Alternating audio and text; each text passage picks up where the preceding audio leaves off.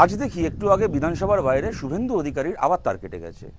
তার কেটে আরও কয়েকজন তার সঙ্গে আমার নাম করে বলছেন যে কেন আমরা ভারতের প্রধানমন্ত্রীর কয়েকদিন আগে সমালোচনা করেছি, 6 তারিখ নাকি ফেসবুকে পোস্ট করেছি প্রধানমন্ত্রীর বিরুদ্ধে। আমি এ তো শুনে ভয় পেয়ে গেলাম, ভাবলাম বোধহয় আমার ফেসবুক হ্যাক হলো কিনা। তারপরে আমি গিয়ে দেখলাম আমার ফেসবুকে প্রধানমন্ত্রীর বিরুদ্ধে বলে নয়, 6 তারিখ আমি কোনো পোস্টই করিনি, কিন্তু সেটা গুরুত্বপূর্ণ নয়। গুরুত্বপূর্ণ হচ্ছে হ্যাঁ, আমি প্রধানমন্ত্রীর বিরুদ্ধে 6 তারিখ না হলেও তার আগে পরে পোস্ট করি, ভবিষ্যতেও করব।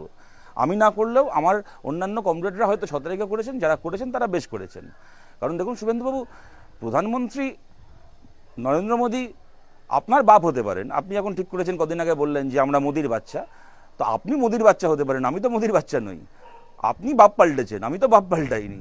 নরেন্দ্র মোদী আমার কাছে একটা গণতান্ত্রিক দেশের নির্বাচিত প্রধানমন্ত্রী।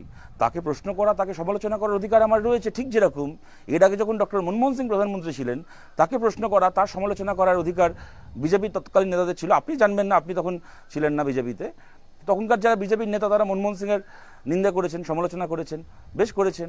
যখন বোম্বেতে টেরর অ্যাটাক হয়েছে মনমোহন সিংয়ের ব্যর্থতাকে দায়ী করেছেন, বেশ করেছেন, করাই উচিত, আমরাও করেছি। তেমন আমরা এক্ষেত্রেও পহেলগামের ক্ষেত্রে করেছি, ভবিষ্যতেও করব। কিন্তু তার মানে এই নয় যে যেমন মমতা বন্দ্যোপাধ্যায় বলার চেষ্টা করেন যে কেউ পশ্চিমবাংলায় ওনার বিরোধিতা করছে মানে সে বাংলার বিরোধিতা করছে, সেইটা ঠিক নয়। তেমন প্রধানমন্ত্রীর কেউ বিরোধিতা করছে মানে দেশের সরকারের কোনো পলিসির বা কোনো একটা জায়গায় তার ইন্টেলিজেন্সের ফেলিয়ারের বিরোধিতা করা হয়েছে বা তার সমালোচনা করা হয়েছে মানে কেউ দেশের বিরোধী হয়ে যাচ্ছে তা নয়। এবং তার সবচেয়ে বড় প্রমাণ ভারতের প্রতিটা বিরোধী দল, আমি খালি আমার কথা বলবো না বা আমার পার্টির কথা বলবো না, ভারতের প্রতিটা বিরোধী দল একযোগে তার প্রমাণ রেখেছে। পেহেলগামের ওই হামলার পরে যখন বিরোধী দলকে নিয়ে বৈঠক ডাকা হয়েছিল, সর্বদলীয় বৈঠক, আপনার প্রধানমন্ত্রী, যাকে আপনি রিসেন্টলি বাপ বানিয়েছেন, প্রধানমন্ত্রী ছিলেন না সেই সর্বদলীয় বৈঠকে। উনি বিহারে ভোটের প্রচার করছিলেন, কিন্তু ভারতের সমস্ত বিরোধী দলের নেতারা তারা ছিলেন এবং তারা আনইকুইভোকালি, তারা একেবারে মানে আনকন্ডিশনালি ভারত সরকার যেন সন্ত্রাসবাদের বিরুদ্ধে কড়া পদক্ষেপ নেয় এই প্রশ্নে সরকারের পাশে দাঁড়িয়েছে, যাবতীয় তাদের মধ্যেকার বিরোধ ভুলে। এবং তারপরেও যখন অপারেশন সিঁদুর যখন লঞ্চ করা হয়েছে, যখন পাকিস্তানের 9টা টেরর ক্যাম্পকে আমাদের ভারতীয় সেনার জওয়ানরা টার্গেট করে করে উড়িয়ে দিয়েছেন, ভারতের প্রতিটা বিরোধী দল, সিপিআইএম সহ ভারতের প্রতিটা বিরোধী দল, তারা টেররিজমের বিরুদ্ধে, টেরর নেটওয়ার্ককে উড়িয়ে দেওয়ার এই যে কাজ সফলভাবে ভারতের সেনা করেছে, আমরা গর্বের সঙ্গে সেটাকে স্যালুট করেছি, আমরা অ্যাপ্রিসিয়েট করেছি।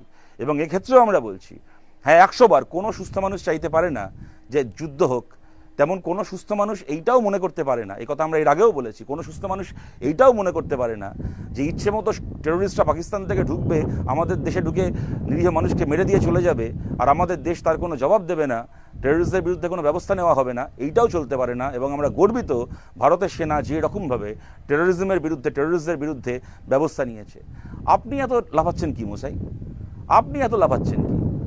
আপনি কদিন আগে বিধানসভা ভোটে হেরে গিয়ে বলেছিলেন না বিজেপির মিটিং করে যে আমরা এর আগে আমি বলেছিলাম রাষ্ট্রবাদী মুসলমান, আর বলবো না, রাষ্ট্রবাদী মুসলমান বলে নাকি কিছু হয় না। আপনি শুভেন্দু অধিকারী, আপনি বলেছিলেন না পাকিস্তানের পাঠানো জঙ্গিদের গুলিতে যখন হিন্দু মানুষ খুন হলেন, সেই হিন্দু মানুষের খুনের বদলা নিতে গিয়ে প্রথম যে মানুষটা প্রাণ দিলেন তার নাম ঝন্টু আলী শেখ, আমাদের রাজ্যের একজন মুসলমান। কি শুভেন্দুবাবু, আপনি রাষ্ট্রবাদী না ঝন্টু আলী শেখ রাষ্ট্রবাদী?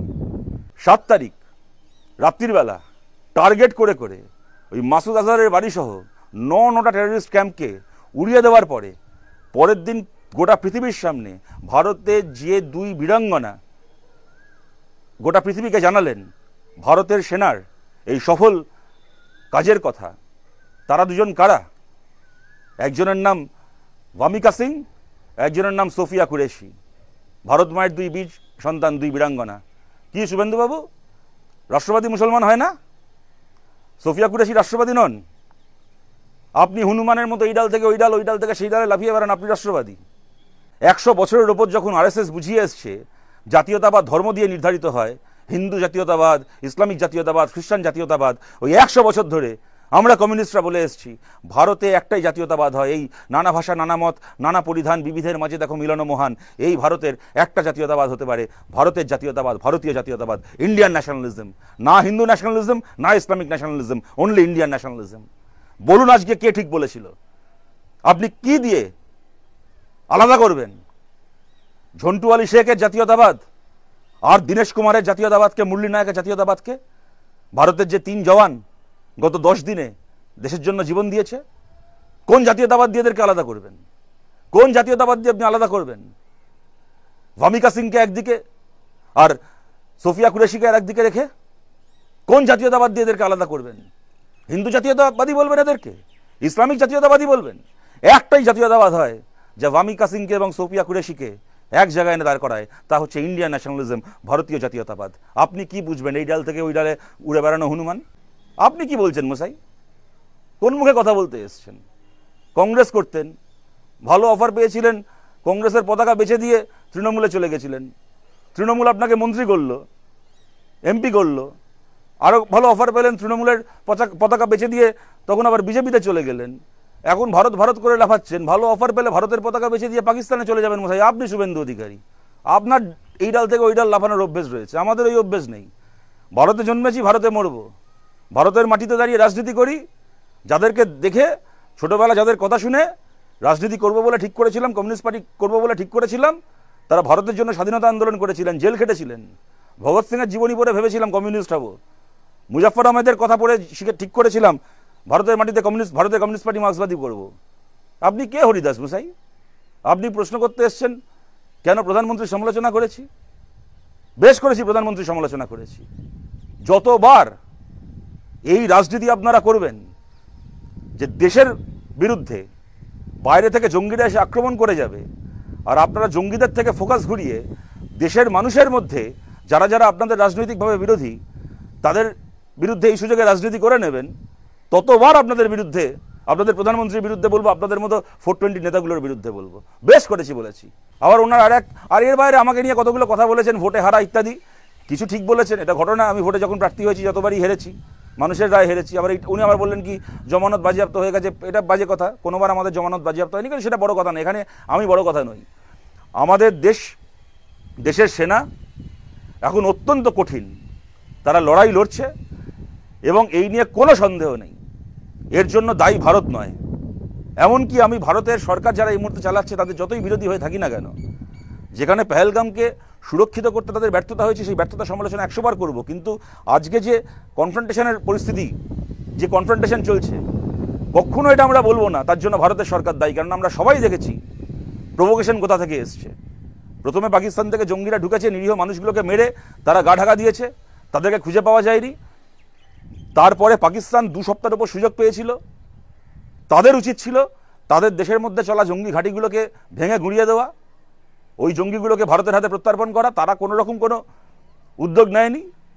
তারপরে ভারতের সেনা রিটালিয়েট করেছে এবং ভারতের সেনা, আমরা গর্ব করে বলতে পারি, তারা একেবারে কোনো পাকিস্তানের কোনো সেনা ক্যাম্পকে নয়, একেবারে পাকিস্তানের ভেতর চলা জঙ্গি শিবির, যেগুলো পাকিস্তানেরই উচিত ছিল গুড়িয়ে দেওয়া, কিন্তু পাকিস্তান দেয়নি। দশকের পর দশক সেগুলোকে রক্ষা করেছে, সেইগুলোকে গুড়িয়ে দিয়েছে ভারতের সেনা। তারপরে পাকিস্তান কাপুরুষের মতো যখন হামলা করেছে, পুঁচে 15 জন সাধারণ ভারতীয় মারা গেছেন, সাধারণ মানুষকে খুন করা হয়েছে। ভারতের কয়েকটা শহরের আকাশে মিসাইল লঞ্চ করতে চেয়েছে, আবার ভারতীয় সেনা বীরত্বের সঙ্গে সেগুলোকে ঠেকিয়ে দিয়েছে। তার বাইরে আমি ব্যাখ্যার মধ্যে যাচ্ছি না, কেননা এখন কোন খবর আসছে, কোনটা ঠিক কোনটা ভুল, যতটুকু খবর সেনার পক্ষ থেকে কনফার্ম করা হয়েছে সেইটুকু বললাম। আমরা গর্বিত যেভাবে লড়াই করছে আমাদের দেশের জওয়ানরা। আমাদের যাবতীয় শুভেচ্ছা, যাবতীয় ভালোবাসা তাদের সঙ্গে আছে। আর তাদের এই বীরত্বের সুযোগ নিয়ে যারা এই সুযোগে দাঁড়িয়ে নিজেদের নোংরামি, নিজেদের ছেঁচড়ামি, নিজেদের রাজনীতি করছে, তাদের প্রতি গণঘৃণা, তাদের ওপর গণঘৃণা বর্ষিত হোক।